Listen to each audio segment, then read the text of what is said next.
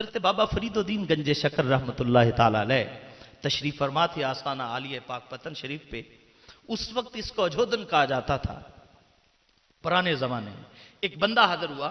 اس نے کہا حضور میری بیٹی کی شادی ہے, جہیز میں دینے کے لیے کوئی سامان یا کوئی مہمانوں کو کھانا کھلانے کے لیے میرے پاس کچھ نہیں ہے, آپ کے در پہ حاضر ہوا, کچھ میری امداد فرمائیے.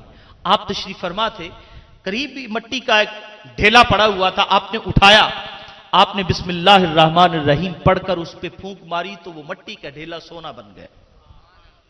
آپ نے فرمایا جاؤ بازار میں فروخت کرو, اپنی ضروریات پوری کرو. اس نے سوچا یہ تو کام ہی بڑا آسان ہے کہ بابا جی نے بسم اللہ پڑھی, یہ مٹی سونا ہو گئی. تو وہ گھر جا کر اس نے یہ بات اپنی بیوی کو بتائی تو انہوں نے کافی ساری مٹی اکٹھی کر لی. ساری رات میاں بیوی بسم اللہ پڑھ کی پھونکے مارتے رہے. صبح دیکھا مٹی اڑ اڑ کے چہرے پہ پڑی ہے, حالت بھی عجیب بگڑی ہے اور وہ مٹی کی مٹی ہے. دیکھا روشنی کر کے, یہ تو مٹی ہم نے ساری رات بسم اللہ پڑھی ہے اور بابا جی نے ایک بار پڑھی ہے, یہ کیا بات ہے. دونوں میاں بیوی آپ کی بارگاہ میں حاضر ہوئے. حضرت آپ نے بھی بسم اللہ پڑھی ہے, ہم بھی ساری رات پڑھتے رہے, وجہ کہ آپ نے پڑھی تو سونا بن گئی, ہم نے ساری رات پڑھی تو مٹی کی مٹی رہی. آپ نے فرمایا قرآن پڑھنے کے لیے زبان بھی تو فرید کی ہونی چاہیے. اب رب نے فرمایا کہ ہدی للمتقین, سارے قرآن پڑھیں گے لیکن نورانیت اور روحانیت کے زمانے پہ جاری ہوگی.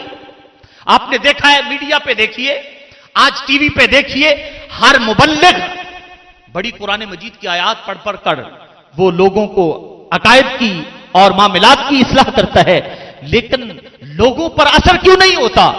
وجہ کیا ہے؟ بعض اوقات قرآن کی آیت تو پڑھی جاتی ہے لیکن دل اس آیت کے عشق اور محبت سے خالی ہوتا ہے, اس آیت کی چاشنی سے خالی ہوتا ہے, پھر وہ لوگوں کے ذہن پر اثر نہیں کرتی. تو اس لیے بابا فریدالدین نے فرمایا کہ جب زبان متقی ہوگی اس پر قرآن چلے گا تو پھر مٹی تو کیا, جو بھی چیز آئے گی وہ سونا بنے گی. تو اس لیے رب نے فرمایا ہدی للمتقین.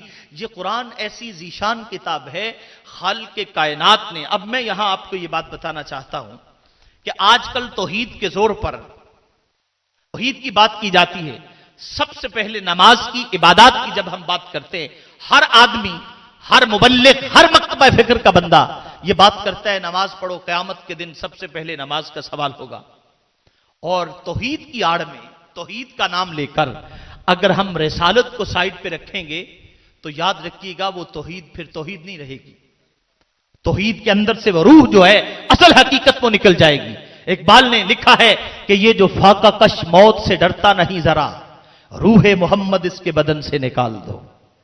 وہ روح محمد جب جسم کے اندر نہ رہی پھر قرآن پڑھ لیں, پھر بخاری پڑھ لیں, پھر آیات سے استدلال کر لیں, اگر وہ حقیقی روح نہیں رہی پھر اقبال نے لکھا خرد نے کہہ بھی دیا لا الہ تو کیا حاصل, دل و نگاہ مسلمان نہیں تو پھر کچھ بھی نہیں. اب یہ وہ ذیشان کتاب ہے قرآن مجید کی.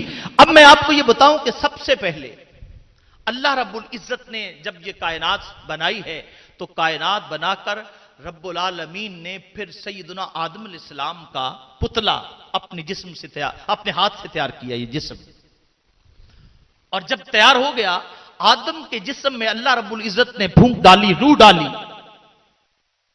تو فرمایا فرشتوں کو, قرآن کہتا ہے سورہ البقرہ کہ سجدہ کرو.